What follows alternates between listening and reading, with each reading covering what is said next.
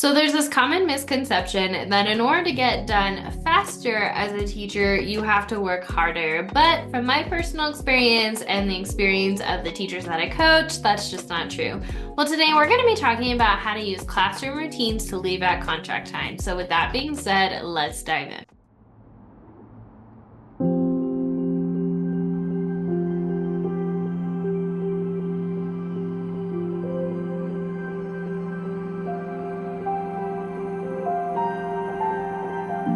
Before we dive into what classroom routines you should incorporate into the classroom, let's first get clear on what they are. Classroom routines are the events and the step-by-step sequences you have in the classroom that are habits.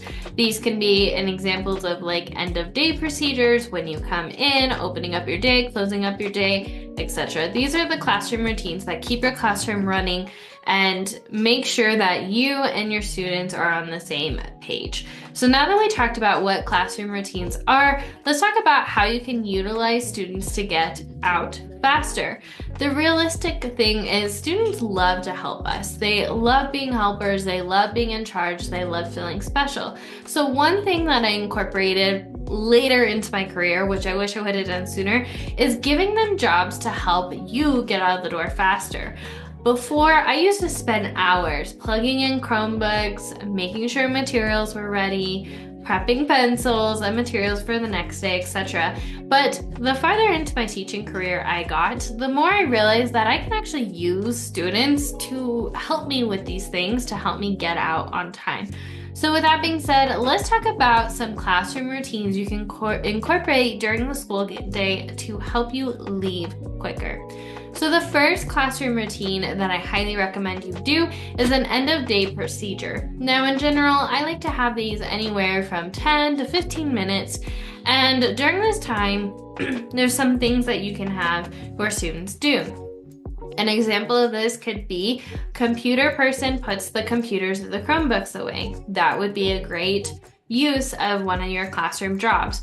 Maybe you have a board person and this board person is in charge of clearing the board, wiping everything away for the day and setting up for the next day. Maybe they're in charge of the date. Maybe they're in charge of the schedule cards. These are things that a student can do, especially as you get to those older grades.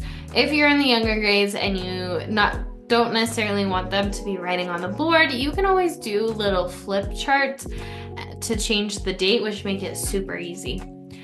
Another job that I highly recommend you incorporate to this end of day procedure is having a supply person. Have the supply person make sure all the supplies from the day are put away. And maybe when your students come in, they are required to do morning work or centers.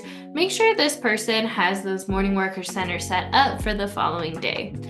Another job that you can incorporate at the end of day procedure is a custodian. Having a custodian to make sure the floor is cleaned, trashes are empty, desks are tidy, and having a picture of what you expect desks to look like can really help that person make sure that the classroom is tidy and ready to go for the end of the day. Another job I highly recommend for the end of day procedure routine is having a pencil sharpener. This person, self-explanatory, sharpens all the pencils and gets them ready for the next day. So now that we talked about an end of day procedure, let's talk about scheduling. When you have a schedule that runs your classroom, it makes things a lot easier. So instead of having a to-do list with 10, 20, 30 things, you can have a classroom routine where you focus on one particular thing on one specific day. An example of this would be my classroom running activities. I've narrowed down all the activities I do as a teacher and narrowed it down to the top things I have to do on a weekly or get to do on a weekly basis to keep my classroom running. And I focus on one of those each day to get me ready for the upcoming week or maybe 2, 3, 4 weeks ahead. So for example, maybe on Mondays, you focus on lesson planning. On Tuesdays, you take those lesson plans you wrote the day before and you get ready for prepping. By prepping your lessons, prepping the materials. Maybe you're sitting at the printer that day, sipping your coffee while you print stuff out. Wednesdays, maybe that's communication day. That's when you make sure your inbox is at 0, catch up on any class dojo messages, make sure your inbox is at 0, and then make sure to reach out to your team, finish any PDs, create a weekly newsletter. This would be the day to do it. On Thursdays, maybe that's your grading day. This is where you collect all the resources, grade them from that week, give them back to students, and make sure you input them in the grade book. And then Fridays is a catch-up day. Whatever you didn't get done that day, you then get to make sure that you roll over to the next day, or it's just a personal day where you get to focus on whatever you want. But scheduling these to be done at specific times and preps each day really helps you stay ahead without working and doing 20 to 30 things every single day to then have to redo them the following day.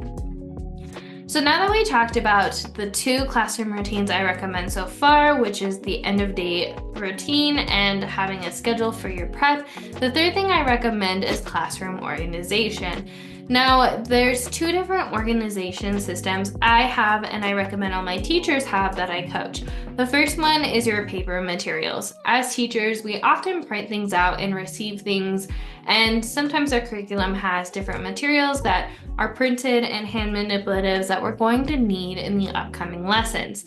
So I like to organize those. That way the following year, it's really easy when I'm writing my lesson plans to see which worksheets I have and what supplemental materials I have to use during that lesson. So how I personally organize these is in a filing cabinet, and then depending what grade level and subject you're teaching or there's a couple different ways to do this, but coming from a primary background, a good example of this is doing it by grade level if you teach multiple grades, and then from there having it by subject, the main core subjects that you teach, and then by the standard or skill.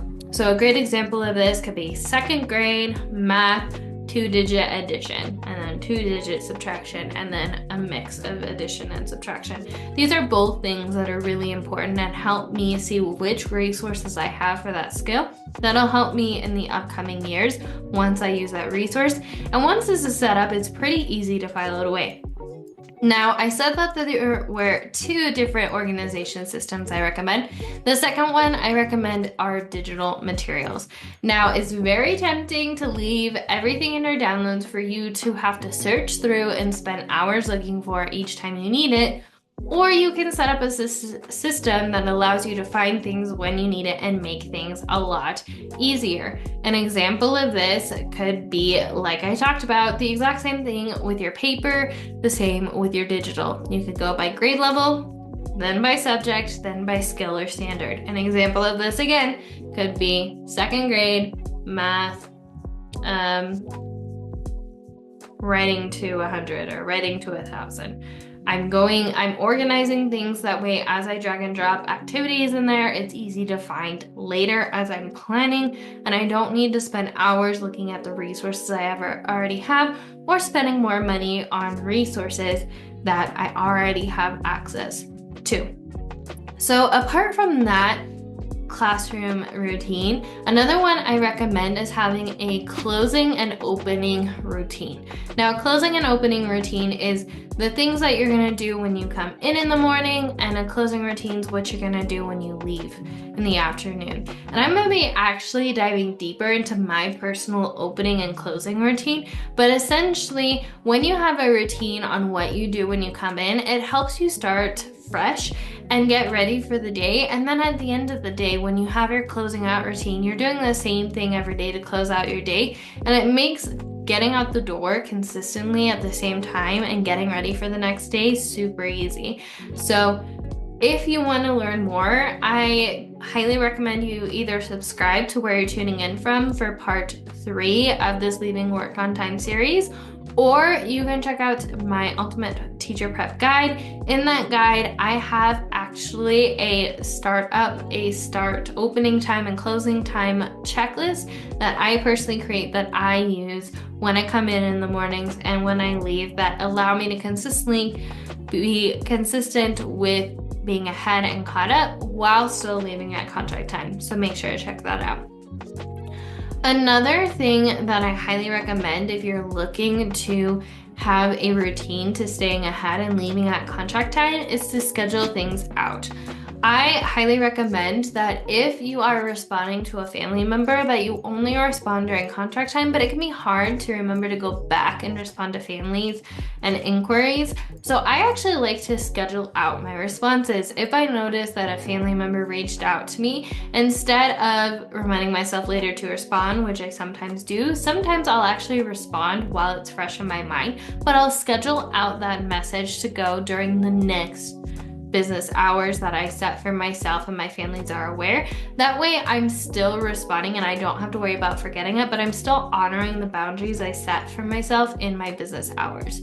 Another thing is email responses. Maybe you're getting emails from admin outside of contract hours. You do not have to respond to those right away typically, but I like to still look at them and respond to them while it's fresh in mind. So I will schedule out the response to go as soon as my business hours start or my contract time starts the following day. This can also go for assignments. Maybe you're using things like Google Classroom. Scheduling out your assignments ahead of time can help you plan out and prep weeks ahead without having to worry about finding resources later. They're already good to go. And also reminders. I personally have used ClassDojo as a primary teacher in the past, and I love ClassDojo because I can actually schedule out reminders and events for things coming up when I create the event or when I tell my families about it. That way I don't have to constantly remind them. I let the app do it for me or the system do it for me. So really I'm reminding families about something coming up while I'm teaching a lesson or I'm leaving for the day. So I highly recommend another routine you incorporate into your classroom is to make sure to schedule out what you can. This allows you to automate your systems, do the work up front, so later you don't have to worry about it. So that wraps up the different classroom routine systems I recommend that you use to leave on contract time. So the first one is the end of the day routine. Second one is the schedule to schedule things out. Third thing is classroom organization. Fourth thing is closing and opening routine for your day.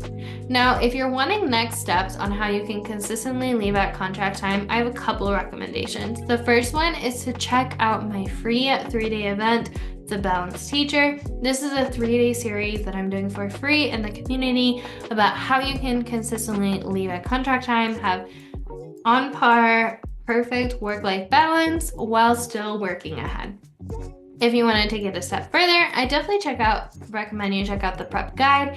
In this prep guide, I walk you through the top 10 tips I have on consistently leaving on contract time, and I link to additional podcasts and YouTube videos where I dive further into these topics if you kind of want one of these videos, for example. That way you're not sifting through my now 130 something videos and podcast episodes.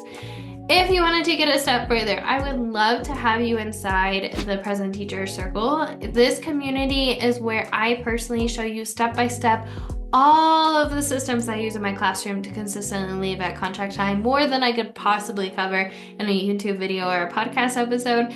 In there, I talk you through everything I use for classroom management, everything I use for planning and prepping ahead, everything I use for grading and data, everything I use for communication between admin, coworkers, and families, and everything I use to create work-life balance and to set boundaries in the workplace in a way that makes me feel free and empowered instead of guilty.